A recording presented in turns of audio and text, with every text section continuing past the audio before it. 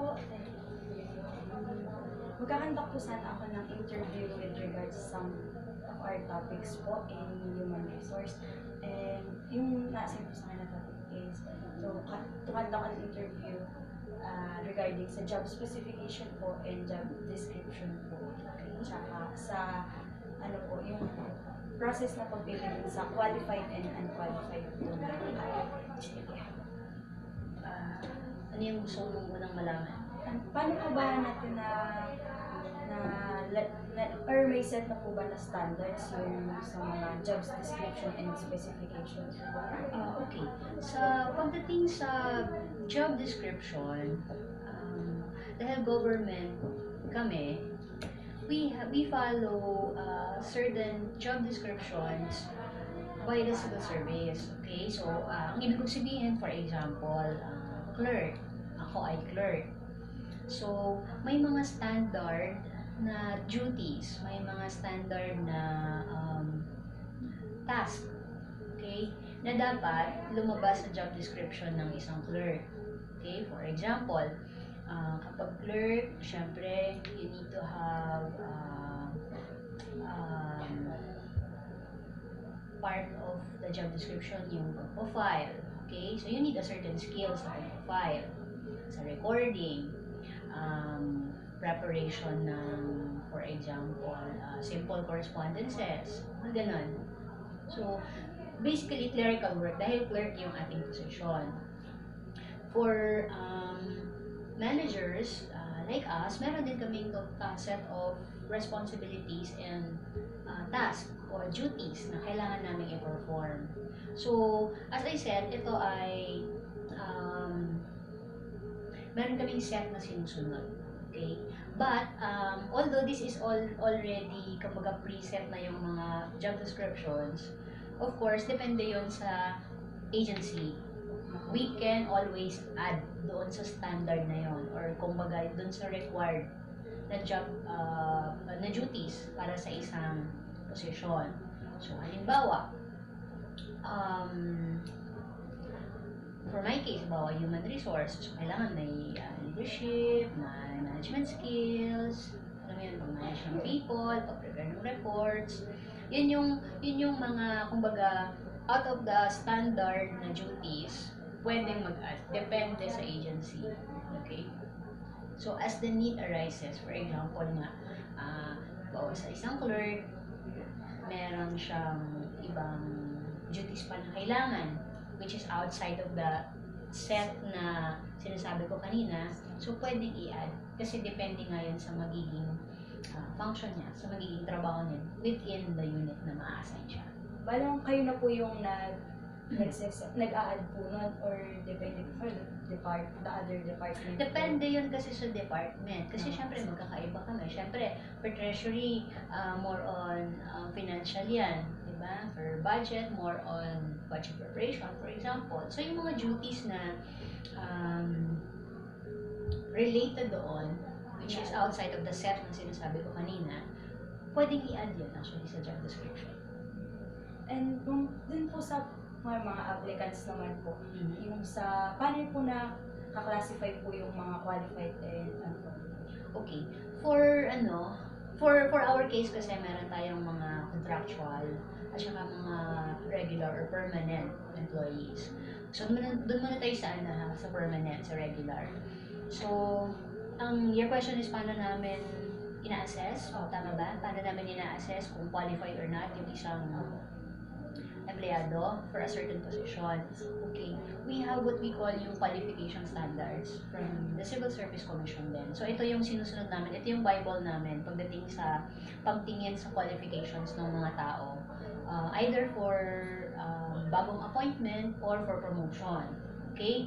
So, yung qualification standards, sineset nito kung ano ba dapat yung minimum qualification ng isang tao para ma-appoint or ma-promote sa isang posisyon.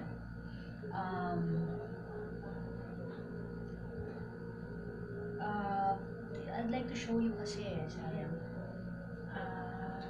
So, as I said, ito yung tinatawag namin ng qualification standards. This is actually an older version, pero wala pang lumalabas na revise. So, for example, sa isang, pili tayo ng mention, sa isang administrative officer 5, okay? So, sa qualification standards, nandito yung salary grade niya. When we say salary grade, ibig sabihin nun, ano yung pay grade mo? Ano yung equivalent na sweldo ang dapat matanggap mo? So, yung equivalent nito na monthly salary for salary grade 24, for example, ay determine ng Department of Budget and Management. So, sila yung nag-set ng salary scale or salary standard na ginagamit namin. Okay? So, ibig sabihin, nandito din on the third column yung level. Pag sinabing level, yung level ng posisyon mo. About first level, yung mga rank and file yan. Okay? Until salary grade 10 yata yan. Lahat mo, may limit lang po yung salary grade. For our case, in the LGU, maximum for department heads yung 25, salary grade 25. But for elected kasi, si mayor for example, as per salary grade scale, salary grade 13 sa kanya. Hanggang presidente may salary grade. Okay? Pero base standards din po, lahat po ay nagsistart sa grade 1. Grade 1. So for example, ako ay isang maintenance worker, utility worker 1 ang tawag namin doon. So that salary grade 1, may katapat yon na basic monthly salary. Okay? Then, dumadaan po sa mga evaluation sa certain person para mag-increase po ng grade. Yes, oo. For example, we call that promotion. Okay? So, halimbawa, utility 1, very exceptional performance, very commendable. Attendance, very good. Attitude, very good. So, the particular supervisor of this good performer can recommend yung ating empleyado for promotion. So, kapag promotion lang, iba-ibang position kasi will have different qualification standards. Okay, so for example, yung utility worker 1 and 2, iba yung qualification standards sa clerk 1 and 2. So may mga grade levels din kasi. Okay, pagdating sa mga positions. So, pwede kang maging clerk, pero for example, clerk 1 ako, clerk 2 ka. So, ibig sabihin mas mataas yung sweldo mo sa akin ng konti lang naman. May instances po ba yung utility, mas mataas na yung sweldo ng utility dahil mataas yung grade niya dun sa clerk 1 po? That's possible. No. Hindi.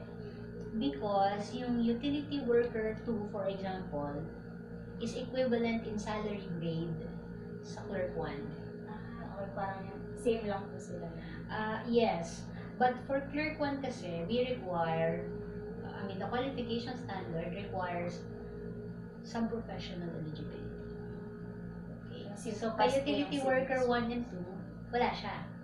Even if elementary graduate ka, even if wala kang training, even if that's why I said kanina, yung qualification standards, nade-divide siya talaga into ano. So let me just continue with this, so as I said, meron tayo kung ano yung position here on the first column. The second column will determine the salary grade.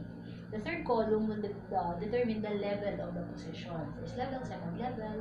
Okay. Usually the second level positions, ano na yan? Managers. Yes, officer 1 and managers. Okay. So, yung government sector, the fourth column, would indicate if this position, particular position, ay pwede ba sa national level, national government, and local level. Okay, ibig sabihin ng local level, saan? Katulad natin ng mga LGUs. Okay? This is where yung qualifications will be assessed, okay? So, the first one is education. So, for example, Administrative Officer 5, salary grade 24, will have to be a graduate of a master's degree. Okay? As compared to, dun sa salary grade 22, na administrative of bachelor's degree requirement. So, halimbawa ako ay admin officer 4, nakatapos ako ng master's degree, I can apply for promotion to administrative officer 5 kasi na-meet ko na yan. Okay? But, hindi education lang. Okay?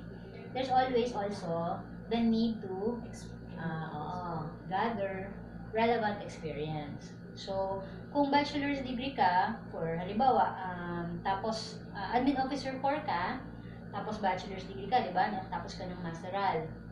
So, you need to have 4 years management and supervision experience. Okay? So, you need to have 4 years.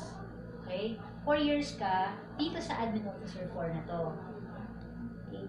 So, ang QS kasi will also guarantee na ang isang empleyado is ready na to take on the duties of the next higher position.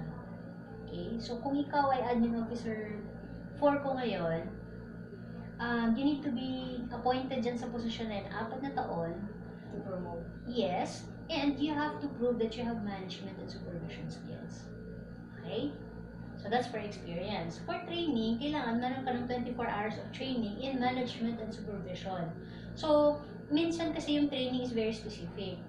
Hindi ba sa training lang? Okay? Hindi ba ka training lang on kung anong hindi naman related? Pwede rin kasi yun. So, very specific minsan na like this, 24 hours of training in management and supervision. Okay? Kung leadership mo, edi parang hindi siya papasok kasi, or papasok din siya dyan. That would depend kasi minsan on the appreciation of the director, field director, assessing the qualifications of the employee for promotion, for example. Okay? So, dahil tayo ay regulated agency pa ni civil service, yung ating mga appointments ay pinapass natin doon. So, sila actually yung nagdo-double check. Sila yung nag-approve and then sila yung nagdo-double check kung yung mga in-appoint ba natin doon sa mga particular positions na ito ay nami-meet yung minimum requirement ni qualification standards. Okay? So, and the last, of course, yung eligibility. Kapag nasa government ka kasi, advantage talaga yung civil service eligible ka. That's why we encourage our employees na, sige lang, kuha lang kayo kasi wala naman, there's always something to gain out of the exam. No? Kung matsambahan mo, good for you, di ba? So, wala namang limit din mag-exam. So, try lang talaga ng try. So, for example, when you look at this, lower position. For example, ito, Administration Services Assistant, which is salary rated. Ang requirement lang niya is a professional. Okay. So, kapag medyo managerial ka na, you need to be a professional. You need to be a professional civil service professional, sorry. Okay? So, yun yung qualification standards. Ito yung Bible namin na ginagamit sa pag-assess ng qualifications. Whether it's for a new employee or for somebody applying for promotion. Thank you po. Sino yan? Gusto na? Okay. Ayun. Thank you po. Okay.